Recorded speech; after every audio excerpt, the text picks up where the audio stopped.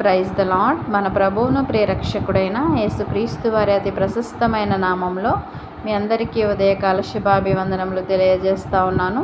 ఈ దినము కొరకు ఏర్పాటు చేయబడిన పాత నిబంధన పాఠ్యభాగము దినవృత్తాంతంలో మొదటి గ్రంథము 17వ అధ్యాయము 10వ వచనము. నీ పగవారినందరినీ నేను అణచివేసెదను. ఈ వాక్యమును మనము గమనించినట్లయితే దావీదు దేవుని కోసం ఒక ఆలయమును నిర్మించాలని అనుకున్నాడు. అయితే దేవుడే దావీదు వంశాన్ని కట్టదనని, తన పగవారినందరినీ అణచివేసదనని దావీదుకు తెలియజేస్తూ దేవుడు ఈ మాట పలికినట్లుగా మనము చూస్తూ ఉన్నాము. నా ప్రియ సహోదరులారా, నీవు దేవుని ఎదుట నిర్దోషిగా నీవు జీవిస్తే దేవుడు నీ పగవారినందరినీ అణచివేస్తాడు. పగవారిని అణచివేయడము అంటే వారిని నిర్మూలము చేయడము కాదు కానీ, నాశనము చేయడము కాదు కానీ, వారికి నీ ఎడల ఉన్న పగను, ఆ యొక్క ద్వేషమును, అసూయను వారిలో నుంచి తొలగించి నీ ఎడల వారికి గొప్ప ప్రేమను, కనికరమును వారికి పుట్టిస్తాడు.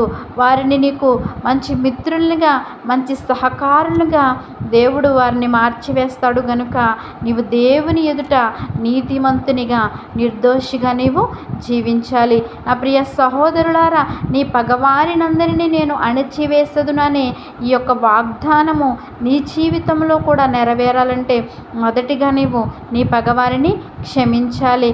ఎప్పుడైతే నీవు నీ పగవారిని క్షమిస్తావో దేవుడు ఈ యొక్క వాగ్దానమును నీ జీవితంలో నెరవేర్చడానికి ఆయన సిద్ధముగా ఉన్నాడు.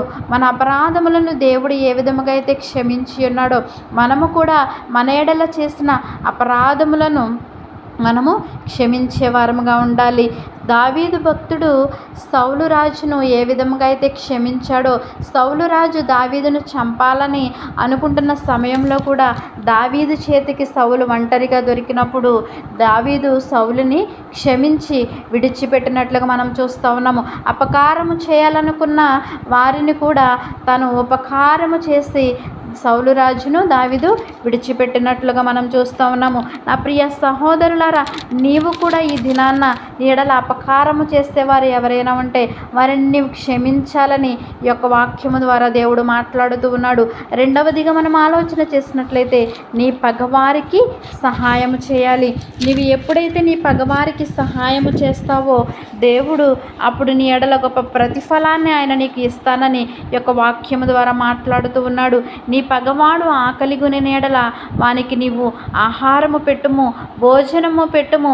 దప్పిగొని ఎడల వానికి దాహానికి ఇమ్మని దేవుని యొక్క వాక్యము సెలవిస్తుంది. ఎప్పుడైతే నీవు వారికి భోజనము పెడతావో, వారికి దాహానికి నీవు ఇస్తావో దేవుడు నీకు గొప్ప ప్రతిఫలము ఇస్తాడని దేవుని యొక్క వాక్యము ద్వారా మాట్లాడుతూ ఉన్నాడు. నా ప్రియ సహోదరులారా, సహాయము చేయగలిగిన స్థితిలో నీవు ఉన్నప్పుడు ఎవరైనా నీ దగ్గరికి వస్తే కనుక నీవు వారికి సహాయము చేసేవాడిగా నీవు ఉండాలి. నీ హస్తాన్ని వారికి చాపేవారిగా నీవు ఉండాలని దేవుని యొక్క వాక్యము సెలవిస్తూ ఉన్నది.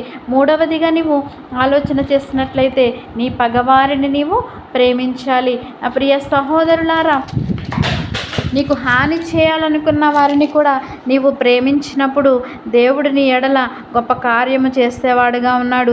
నేను మీతో చెప్పినది ఏమనగా, మీరు పరలోకమందున్న మీ తండ్రికి కుమారులై ఉండినట్లు మీ శత్రువులను ప్రేమించుడి, మిమ్మల్ని హింసించు వారి కొరకు ప్రార్థన చేయుడని దేవుని యొక్క వాక్యము సెలవిస్తూ ఉంది. పరలోకమందున్న మన తండ్రికి మనము కుమారులుగా, కుమార్తెలుగా ఉండాలంటే శత్రువులను మనము ప్రేమించాలంట.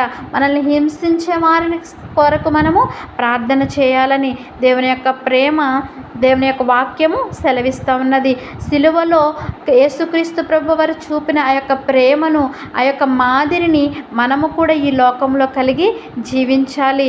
తండ్రి వీరేమి చేయుచున్నారో వీరు ఎరుగరు గనుక వీరిని క్షమించు అని తండ్రి ఏ విధముగా అయితే, కుమారుడు ఏ విధముగా అయితే తండ్రికి తన ప్రేమను వెల్లడిపరుస్తూ ఉన్నాడో, ఇది మనము కూడా మనకి హాని చేయాలనుకున్న వారి ఎడల కూడా మనం వారి ఎడల ప్రేమ చూపించి వారిని క్షమించి వారికి సహాయము చేయగలిగితే కనుక దేవుడు మనకి గొప్ప ప్రతిఫలాన్ని అనుగ్రహిస్తానని ఈ యొక్క వాక్యం ద్వారా మాట్లాడుతూ ఉన్నాడు.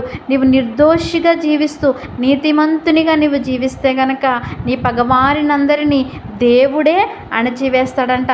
అట్టి కృప పరిశుద్ధాత్మ దేవుడు మనందరికీ అనుగ్రహించునుగాక. తలలు వంచి ప్రార్థనలో ఏకీభవించవలసిందిగా కోరుచూ ఉన్నాను.